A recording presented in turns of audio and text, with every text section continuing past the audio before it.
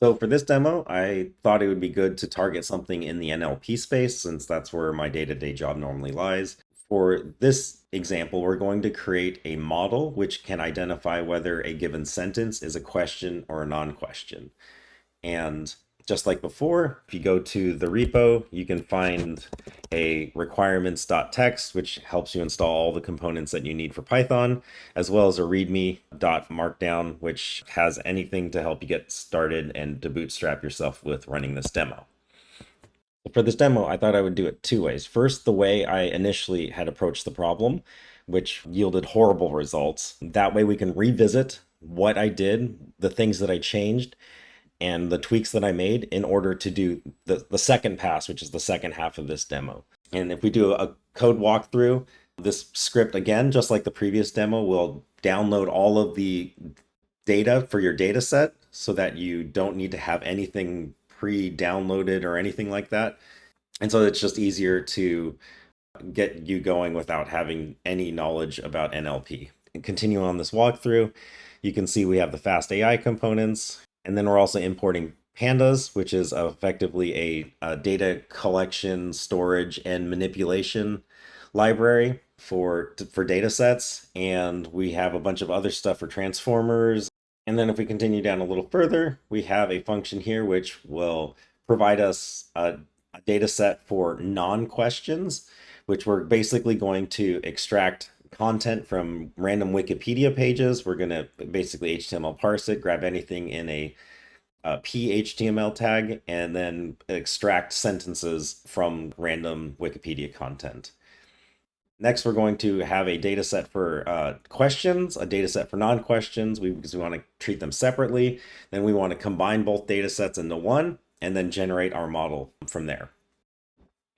So the first thing we're going to do is we're going to source questions. So where do we get a bunch of questions from the internet? So there actually happens to be a data set called Squad, which is the Stanford Questions and Answers data set. So we're actually going to use that to extract effectively all of these questions from this particular data set. And what we're going to do is we're going to use the dev training set, which is a much smaller sample size, and we're going to extract those questions. And then we're going to read the file, download the file, read the file, extract the questions, create a data frame, and then I basically identify that these particular sentences are questions. Then we're going to create our questions data set.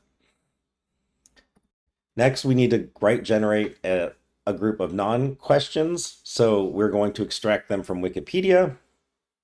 And you can see here, I've just sourced a couple of Wikipedia links, and we're going to effectively call that function that was up there earlier, which extracts non-questions from the PHTML tags from Wikipedia. We're going to create a data frame of non-questions, set is questions to 0 because these are non-questions, and then create the data set. And then just as a helper step, then we're going to take both of those data sets, the questions and non-questions, and then we're going to combine them into one and then have that, and then save that data set off. The next thing we're going to do is we're going to generate our model based on that combined data set.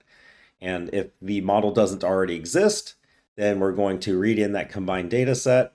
We're going to take that combined data set and use pandas in order to create a structured data set. We're going to use augment an existing model. So this is a Microsoft Diverta v3 small, and we're going to train that model with this new data set of questions and non-questions. We have a tokenizer function, and then from there, we're just going to do some little housekeeping, and we're going to effectively at this point define our model and train it. And once we do that, call the train here. Once that's fully trained, then we're going to save off the model and effectively export it to disk so that we can reload it later.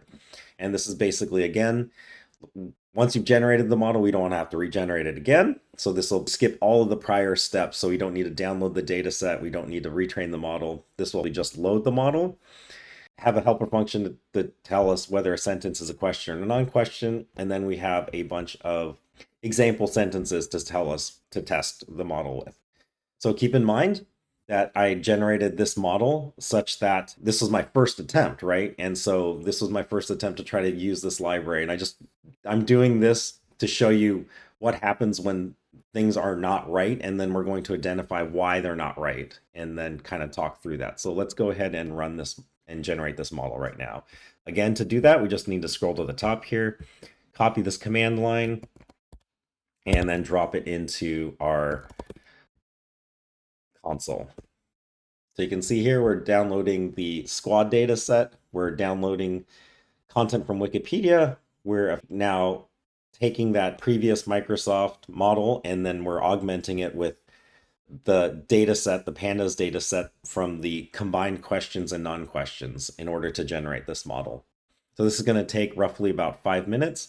We'll see you back once this is completed. And I'm just going to fast forward this so we don't have to sit here for 5 minutes while this thing churns.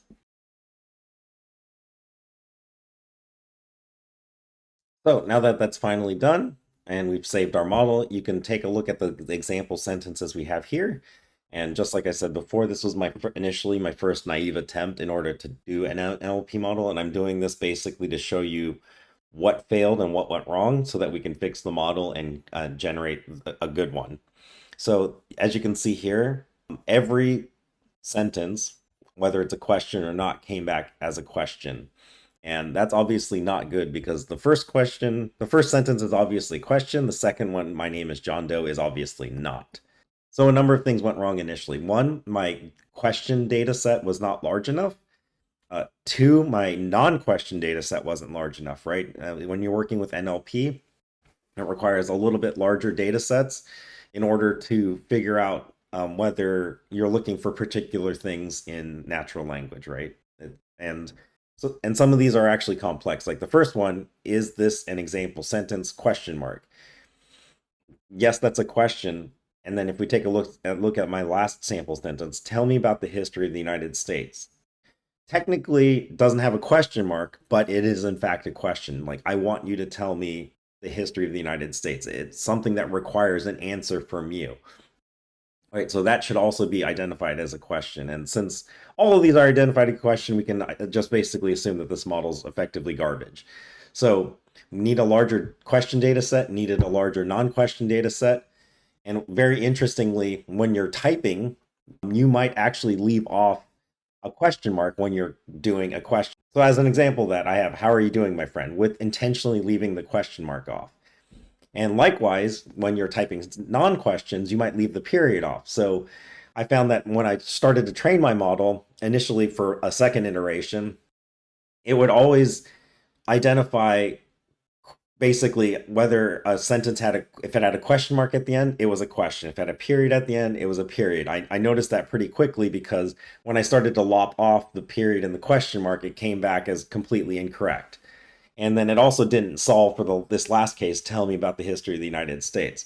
So I needed more data for the questions, more data for the answers. I need to, on a select number of questions and a select number of non-questions, I needed to lop off and manipulate my data such that I removed any question marks that were there for a certain percentage and remove any periods that were there for a certain percentage in my data sets. And then I also needed to increase the token size slightly such that like any larger type words that were being pulled from like Wikipedia would also be recognized so that it wouldn't get truncated or get padded with additional data. And then after doing that, I ended up with this. So let me clear this. And then I'm going to restore my good model. And I'm not going to run this particular model because the amount of data required and then the token size basically translated into a very, very long model generation time without a GPU. It actually was in the order of a couple hours, but I'm just going to go ahead and run this particular example with the sentences.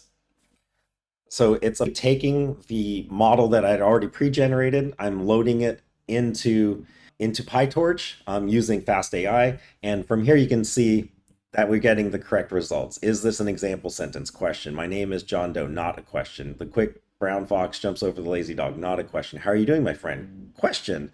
Notice not a question mark at the end. I love to eat pizza because all the toppings are delicious, not a question. And then the last one, tell me about the history of the United States. Technically not a question, not ending in a question mark, but it is a question because it requires you telling me an answer. So this is a far more complicated example. We can go ahead and take a look at that particular code right now. Again, before, this is a script where it helps you generate the entire model. Like I said, we needed to lop off some remove some question marks and periods at the end of sentences and questions for a certain percentage in order to accurately model what the real world does when they type out sentences, right? Some people leave questions off questions. And we needed to use a much larger data set. So I used a non-dev training set. So this is basically using something to use in production. Then I used a ton more of Wikipedia pages in order to generate sample data. And combining all of that and then increasing the token size, I effectively got a better model. So yeah, that's kind of like everything there is. Thanks for watching.